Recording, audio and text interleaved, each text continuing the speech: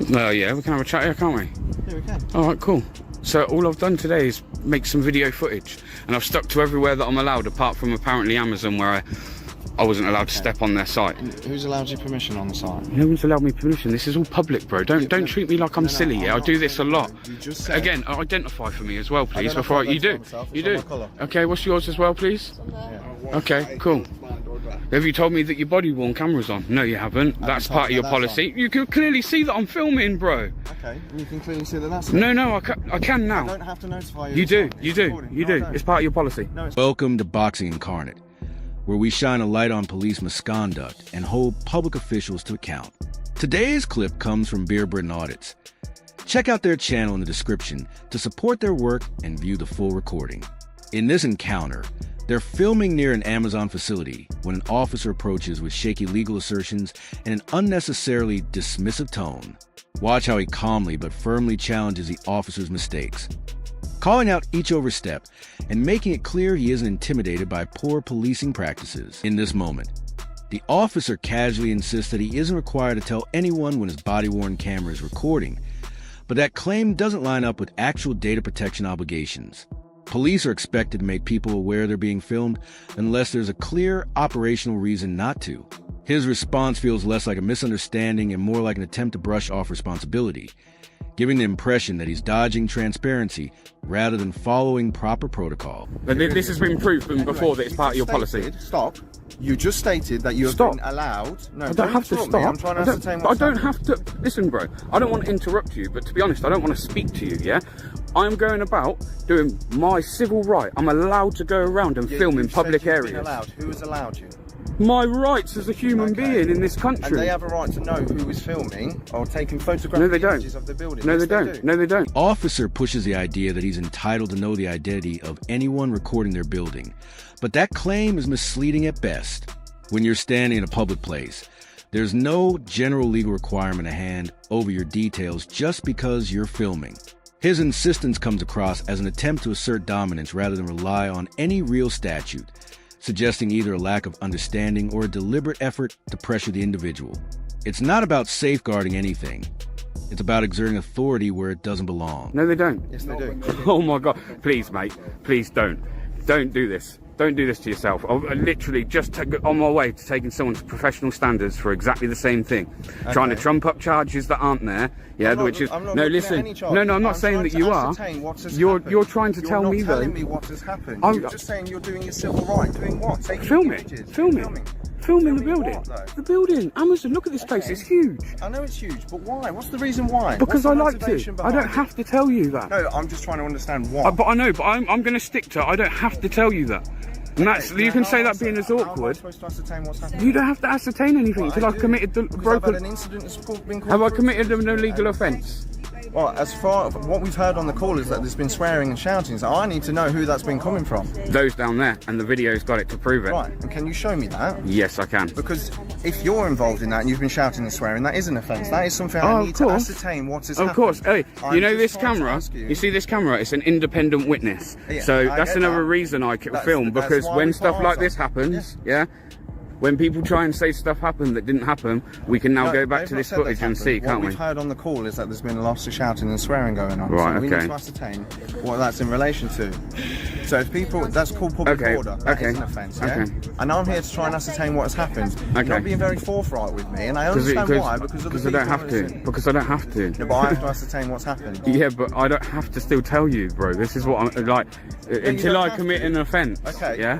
And you're saying a public order offence, yeah? An offence has been committed. Where is the person that feels harassed, alarmed and distressed? Where are they? Who are they? You have to have a complainant. Where's the complainant? No, it doesn't. Where's the complainant? No, it has to be an assumed person. A person of reasonable firmness. You think you know your legislation, but if you do... That's all you guys want to deal with is legislation. What about what you swore to when you took up your job? Wasn't that under common law? Most of that's under common law, isn't it? That wasn't under common law.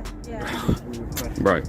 My granddad, yeah, was a very well-respected inspector in the police force, yeah? Right. I don't care. You guys still swear by it. Of legislation I know that... swear by common law. There are other pieces of legislation that we swear by. Okay. I'm still trying to ascertain what has happened. Now, what I'm saying and I've told you, what's happened is I've done some filming and they haven't liked it. And I'm telling you, we are aware that a public order incident has taken place. No, how are you then? So who was it by? So I don't know that. I'm trying to ascertain that from yourself.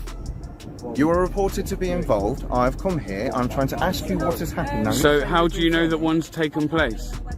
If you don't know who done it... We can hear it on the call. The officer justifies his involvement by citing a phone report of someone shouting and swearing, but claim made over the phone, without any corroboration, doesn't automatically create reasonable suspicion.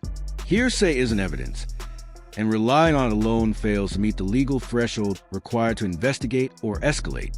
Without independent verification, observations, or signs of an actual disturbance, the officer is acting on assumption rather than fact. No one at the time, and that you're now lying. You're lying because I was filming at the time when that call apparently would have come through. You've just said on your No, yeah, I've caught that I haven't. No, it would have been them because it hasn't come from me. So if there is swearing on this footage, it's going to come from them. It won't be coming from me. But I don't know that. Okay. You're not showing me and even that, even this footage now, I don't have to, but I will. I will just because I can't wait to prove you wrong. Showing me anything to the contrary. Okay. Also, I want to know that hang on, before I show you anything. Public order offence has been committed. Right. We can hear it on the phone call. Swearing and stuff is taking place in public. Now you're saying you can prove that it's not you because you have video. And if it proves that it's them, are you going to go and deal with that? I'm going to go have a chat with them afterwards. Straight up, because I'll be following you to make sure that you do follow it up. Because I know how this works.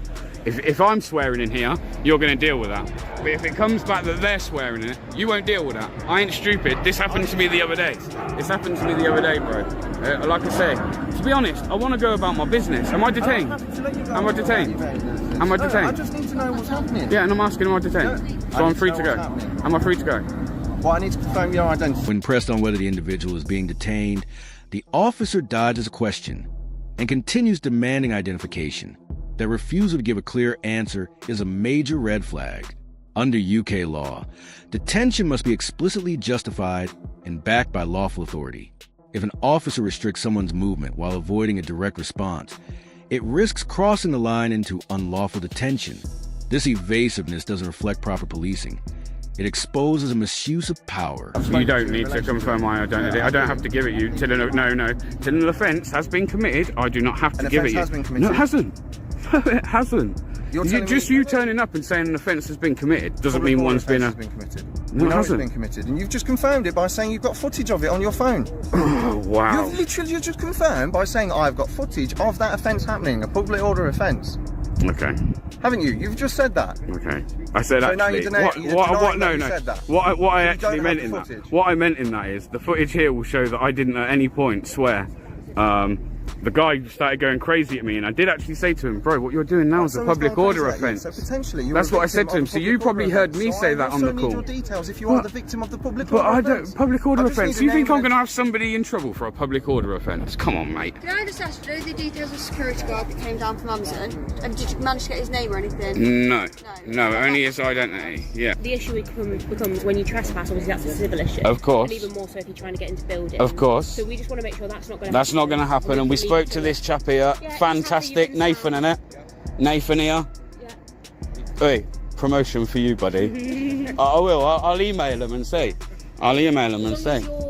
You know, in agreement that we're not going to be going on anyone else's land. No. But I haven't. Like I said, this guy seems to think he's gonna. I don't know. You're not having my details. You're not having them. You might be able to take my mates. Don't. I've just told you I don't want you to. Right, fine. On your way then. The officer eventually dismisses him with a curt, "On your way then," as if that settles the matter. But in a public space, the auditor has every right to stay unless a lawful order, such as a dispersal notice or an arrest, is actually given. The officer's attempt to move him along has no legal basis and comes across as an assertion of personal authority rather than anything grounded in law. If I'm free to go, I'm free to stay. So I won't be going nowhere, sir. So stop, trying to talk down to me. Stand here pointing that in my face. Well, then disappear. You're the one that's approached me today, not the other way round. I don't have to. I don't have to. It's a public place, and it's up to you to make privacy in a public place. So if you'd like to make privacy, then I suggest you maybe get in your 2 shiny cars with flashy lights, right, and have a conversation. Here, we're witnessing a straightforward example of someone lawfully filming in a public space, while an officer repeatedly pushes for justifications that simply don't exist. Instead of clearly stating the law, the officer leans on assumptions and ego, trying to turn a routine interaction into an issue of control rather than facts. Policing should never be based on feelings. It should be based on legislation, fairness, and accountability. This moment is a reminder that officers must act within their powers and respect the rights of the public. Thanks for watching. If you found this breakdown helpful, be sure to check out the other videos on the channel, and I'll see you in the next one.